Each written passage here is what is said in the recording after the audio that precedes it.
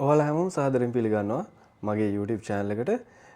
මම ඔයාලට අද මේ වීඩියෝ එකෙන් කියලා දෙන්නේ කොහොමද Windows 10 PC එක ඔයාගේ file extension show කරගන්නේ කියලා. මම උදාහරණයක් ගන්නම් ඔයාලට පුළුවන් ඔයාලගේ File Explorer open කරගන්න. File Explorer ගත්තම ඔයාලට පේනවා ඇති මම මගේ download folder එක open කරගන්නම්. ඩවුන්ලෝඩ් ෆෝල්ඩර් එක ගත්තට පස්සේ ඔයාලට මෙතන මම අන්තිමට ඩවුන්ලෝඩ් කරපු ෆයිල්ස් පෙන්නනවා. සයිස් එක පෙන්නනවා, ටයිප් එක පෙන්නනවා.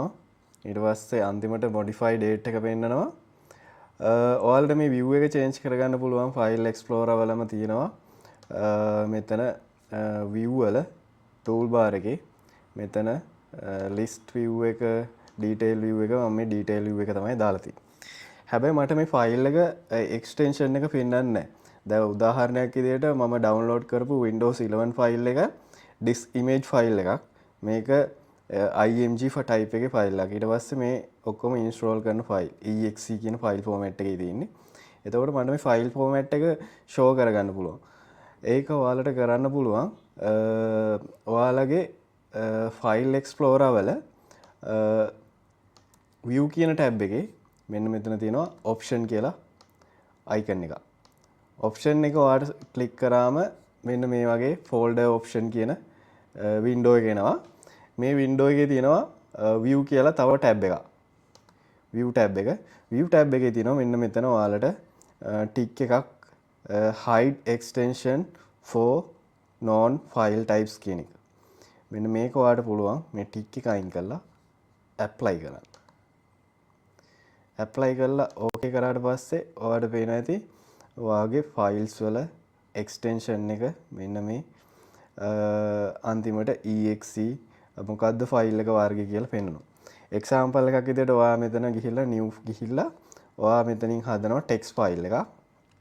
text file එක මෙන්න මෙතන txt කියන file type එකෙන් තමයි හැදෙන්නේ. එතකොට ඔයාට file එකේ නමට ඔයාට මෙතන කැමති නමක් දෙන්න පුළුවන්. මගේ නම දෙනවා මේ විදිහට.